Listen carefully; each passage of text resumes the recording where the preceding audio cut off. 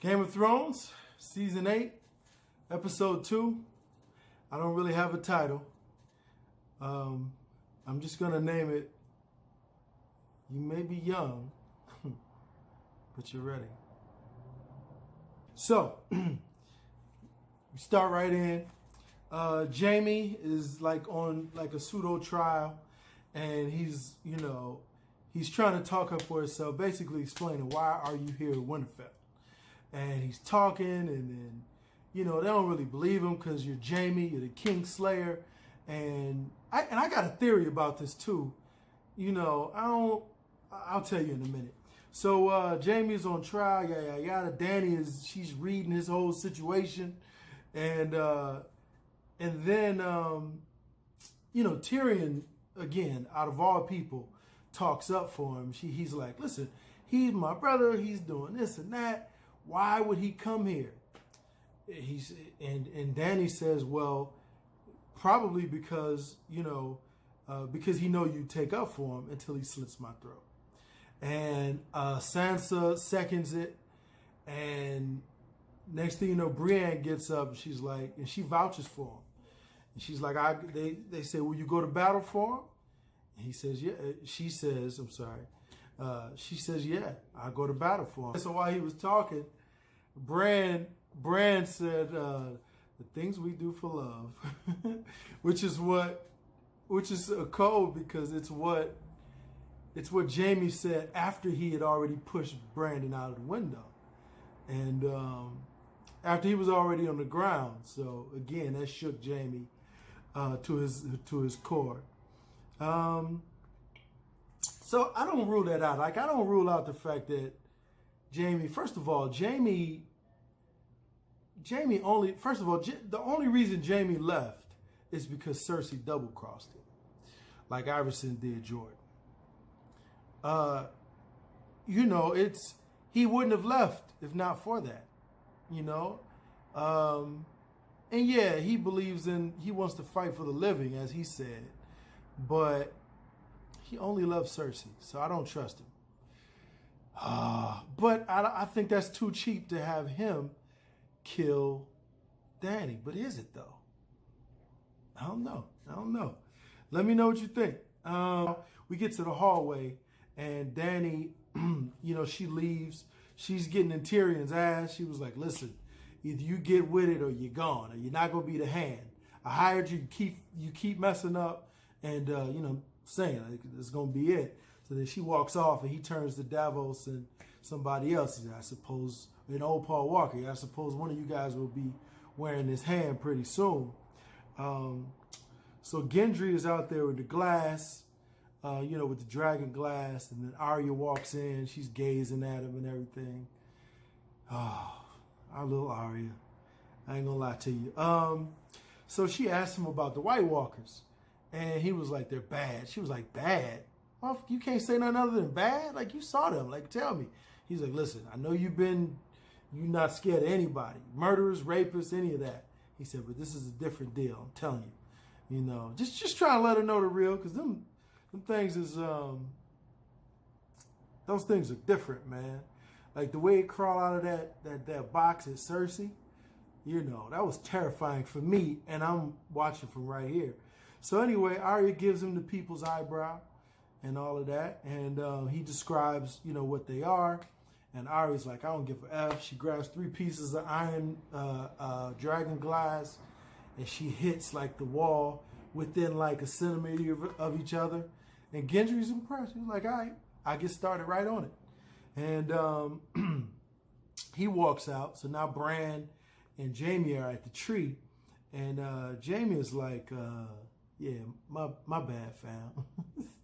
He's like, I ain't, man, about all that stuff when I pushed you out the tree, that's my fault. And Bran was like, no, it's cool. You protecting your family.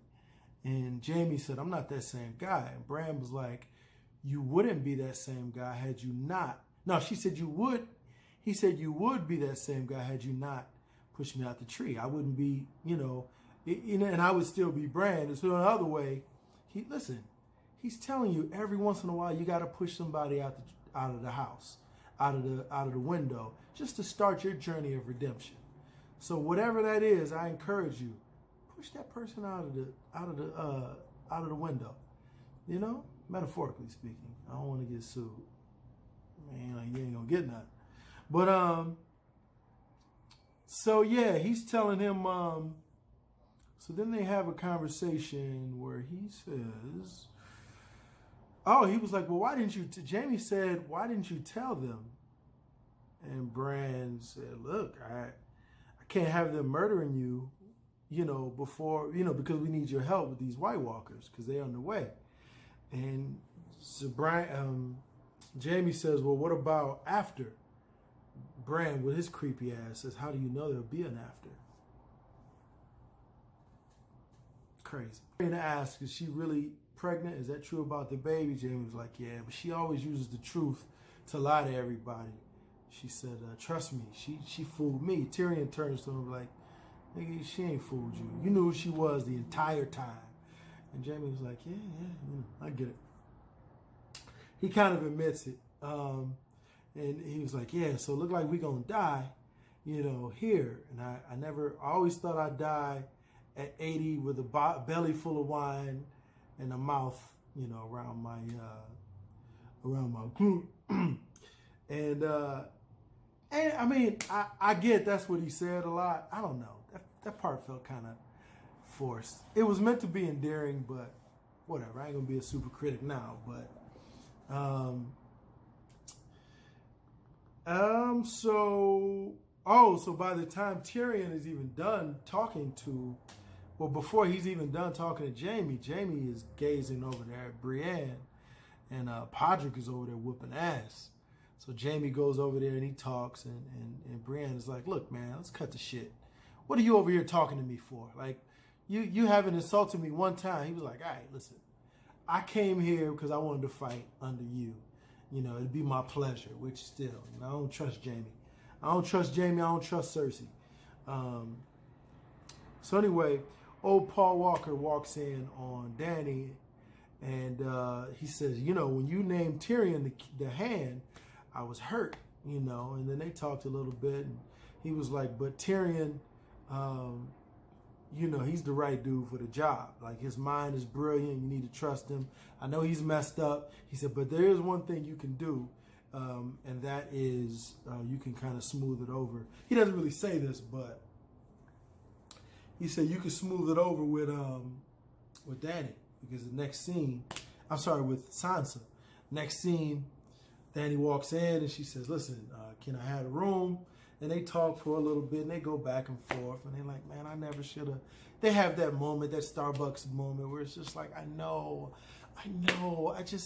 it was just, I don't even know what I was thinking. Like, because sometimes I feel like you just, you know, I know, right? It's crazy, because your brother and this and that, and they have that whole little, as somebody called it, I'm not going to say that right now.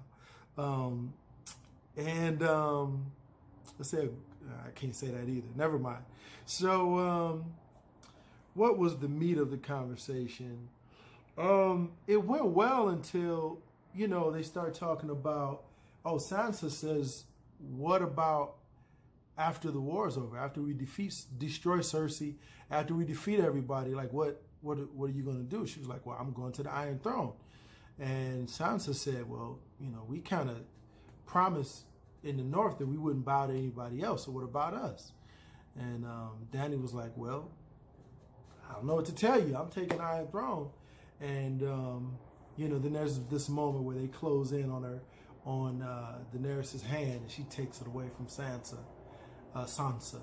And at the same time, somebody comes, you know, so all of that little, you know, all that little hash out that they did, it was over.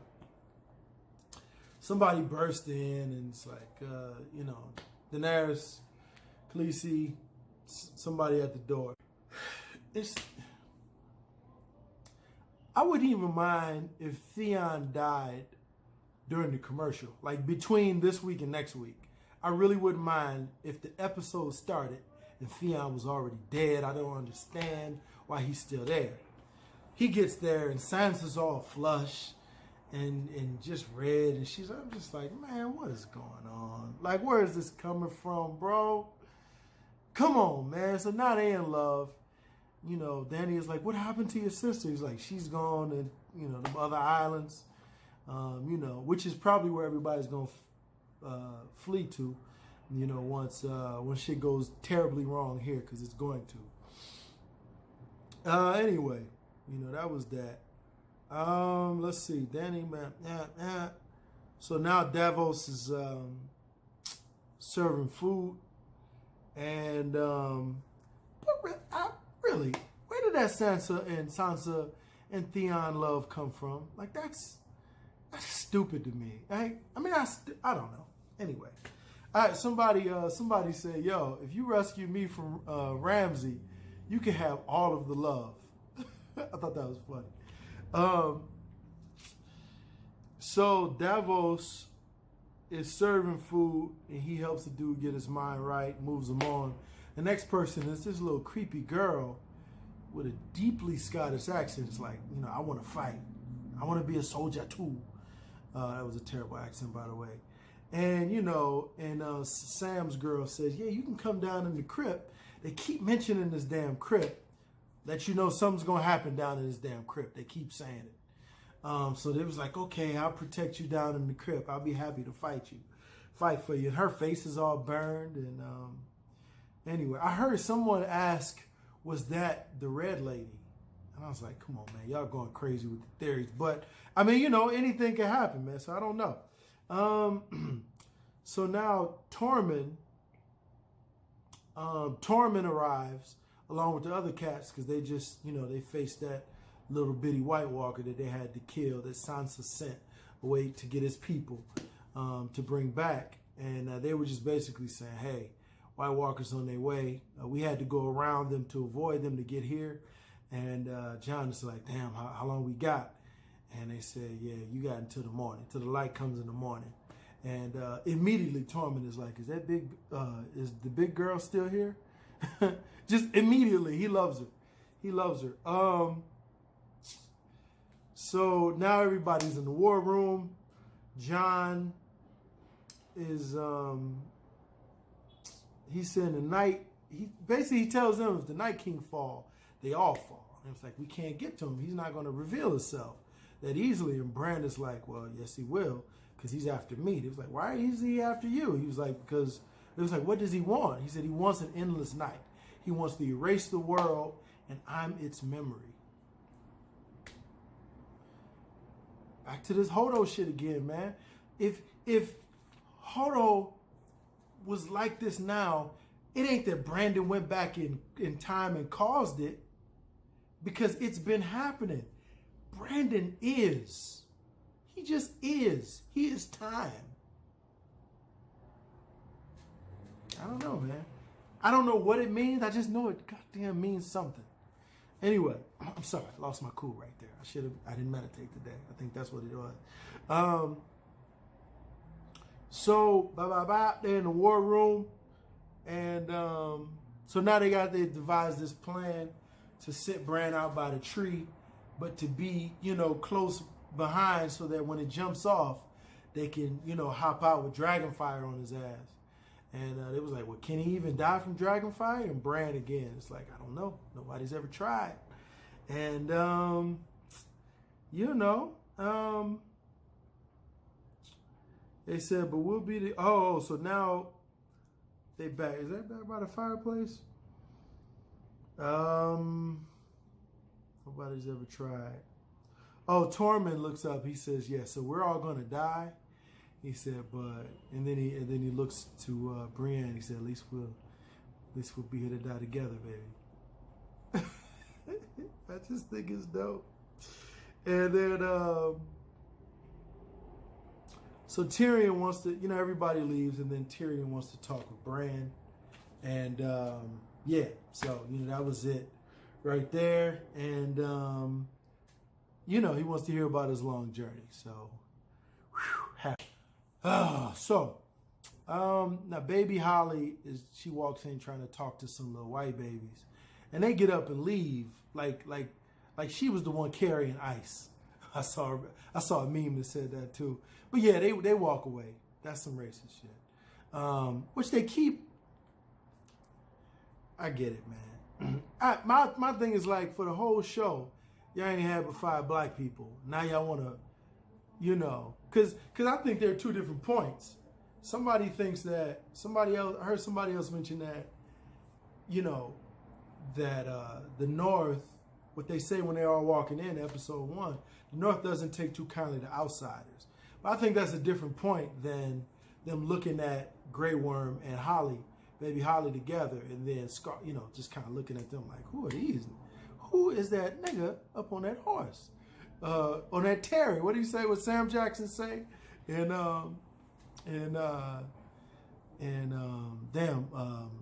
Django. Anyway, yeah, I think those 2 different points. So she walks out, little kids walk away, and Grey Worm is seeing that. And basically, Grey Worm is like, babe, where do you want to go after this is all over? Huh?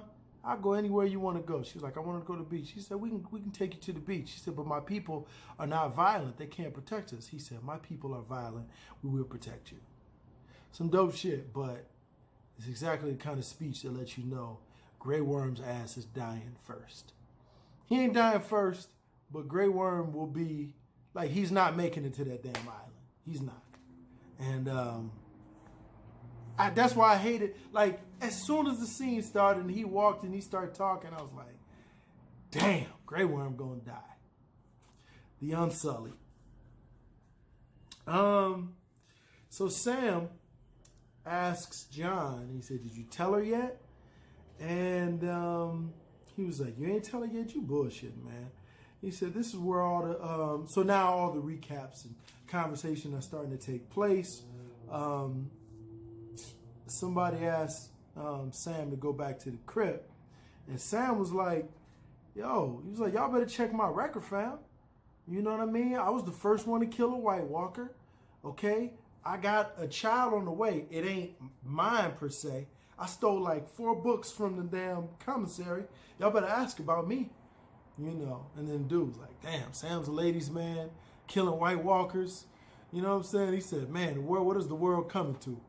Which is kind of slight, man. Y'all better check Sam's record, man. Sam out here, Sam a G out here. But again, with the crypt, they told him to fight in the crypt.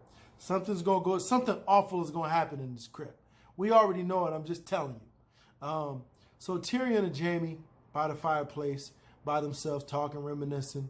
Jaime admits to sleeping with Cersei for the first time. I think this is the first time. I don't think he's ever admitted it. And he was like, man, he said, we were here. I was having sex with my sister. I was a lion's man or something like that. And you were a whoremonger. He said, maybe we can go back to doing that after this is all over. And Tyrion was like, nah, man, I've changed. And he raised his glass to the peril of self-betterment. Is that a trip? To the perils of self-betterment. Changing is hard. Changing is hard, man. To the perils of self-betterment. Yeah. Anyway.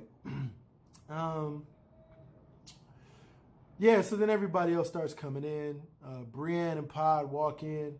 Tyrion offers him something to drink. Brienne is like, nah. He was like, whatever. He overflows his cup. Tormund walks in. He beelines it straight to Brienne. He addresses Jaime. He said, don't they call you the king killer?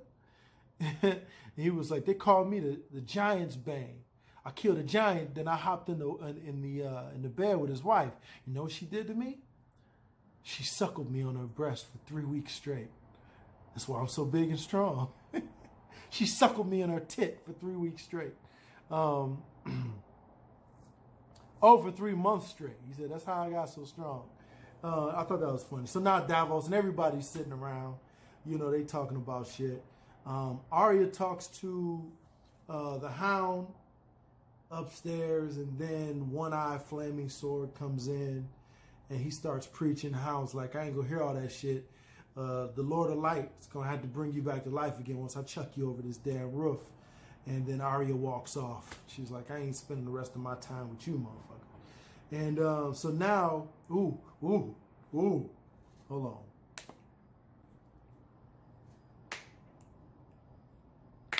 Anyway, so Gendry is watching Arya do her little bow and arrow thing, and then he has her weapon that she asked him to make. He brings it to her, and yada yada yada. And Arya got right to it. She was like, "What did the red woman want with you?" He was like, "Man, I don't know." He was like, "Have you ever been, have you ever done it before?"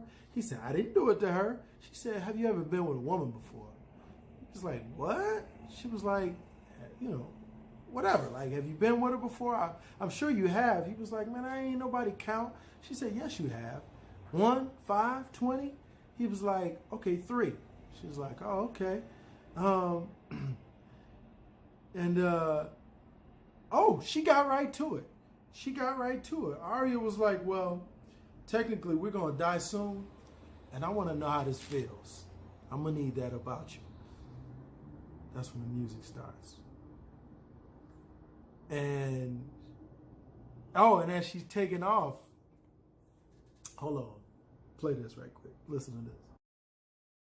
They're going, no, no, no, no, no. Yo, I was nope. dying. I was on a podcast. The clothes kept coming off, and she just jumped Gendry and describing how he felt when he was watching it. I was dying, man. I was dying. So then, one interesting thing is that Arya starts to take off her shirt, and Gendry is looking, and he can see her scars on the side, which really that's all it was about for me. Obviously, she thinks everybody's about to die, but Arya, she was almost killed several times. She was stabbed up and, kidnapped and all that shit. So, what's a little first time sex gonna hurt, especially compared to all, how she got those scars and how Kirsten Dunst almost murked her last season. So I thought it was interesting. Anyway, they got it in, and so now we're back at the fireplace, and Tyrion, they said, "I think we can live." And then everybody starts laughing. And then he goes around, he starts talking about like, "Hey, you survived this war, you survived this war." And then he got to Brienne. He was like, "Oh, I'm sorry, not Lady Brienne." And then Tormund was like, "Wait, you're not a knight?" Brienne was like, "No, I'm not a knight." He was like, "Why?" She was like, "Tradition." He said, "Fuck tradition." She said, "I don't want to be a knight anyway." And then Jaime jumps in from across the room. He was like, "Huh?" He was like, "You don't need a king to be a knight. I can knight you right now." He was like, "Come on." And she walks over there, and it's this great moment. Bah, he knights her in the name of the Father, the Son, and the Mother, to protect and to guide and all this good shit. And then she's a knight. She hops up, smiles for what I think is the first time. And then, she's all teary-eyed, which again, she's gonna die. Anytime you have a grandiose moment like that with they're gonna die. So as of right now, the people that are gonna die, definitely, for sure, and soon, are Brienne and Melisandre, or Grey Worm. So anyway, they get done with that whole situation, and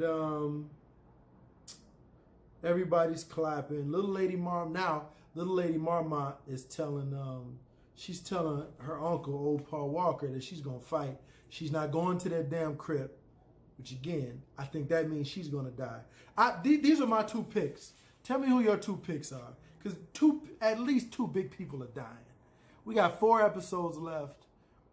We got this big war sequence, which is supposed to be one of the biggest ever. We got another war sequence. I think, I think it's got to be 2 big wigs though. I think Grey Worm won't cause enough of an emotional impact. Brienne, and I think they're gonna tease us first with Lady Marmont and then Brienne. I think it's gonna go in that order. But let me know what you think. So she's telling him she's not gonna fight in the crypt, and she walks off, and then Sam walks up and he gives old Paul Walker his dad's knife, sword. And he was like, your pops taught me how to be a man, yada, yada, yada. Plus, I can't lift this heavy motherfucker anyway. You're going to have to do that So Podrick starts singing, and I'm like, man, this looks like a montage scene. And sure enough, they start going into a montage where Gendry knocked out, Arya wide awake. I see you, Arya. Yo, Kimmy hate that. Kimmy hate that. Shout out to Kimmy. That's funny. But listen, I think back to that. I think it has more to do with how young Arya looked and how old she really was versus how old we thought she was, right? And is, which led to how young we still see her in our minds, which is why we really didn't want to see a sex scene. Because as much as, guys are, whatever. Listen, I've enjoyed every piece of female nudity on this show that wasn't like, grotesque, like where something bad wasn't happening. And I'm looking at, even when it got to Arya, and I know she's, an adult, but I'm still kind of like, oh, is this, oh, nah, just like I didn't want to see it, but I was like, okay, why, so anyway, I understand, but I think it was more so because of the way, how young she looked. So anyway, yeah, they all about the fireplace, and, they doing all these, baby Holly again, she kisses Grey Worm, and Dany meets Jon in the basement, and she's like, hey, you've been acting funny, like, holla at me, what's going on? And she starts going to the story about her uncle, her dad, and she's like, everybody says my brother. He's like, nah. He's like, nah, babe. And then he tells her, and she was like, wait, so if you're, then that means, he was like, yeah, when I tell you she was fish grease hot, and then they had to get broken up because the horn sounded, which meant the White Walkers were there. And then we kind of go to outside, and everybody kind of walks outside, and the camera kind of moves away from Tyrion's face. And now everybody's looking over the horizon at them. And then it starts at the White Walker's horse's legs and kind of moves up. And they got all their shit crimped. They got it pressed. White Walkers got their hair pressed for Easter and all of that. And that was it. I can't wait for next episode, man. Like this, I can't wait. You try to prepare yourself for who's going to die. You try to put yourself in like, no, I'm good, but, the show has proven time and time again that you ain't ready for shit as much as you think you're ready. You're just not.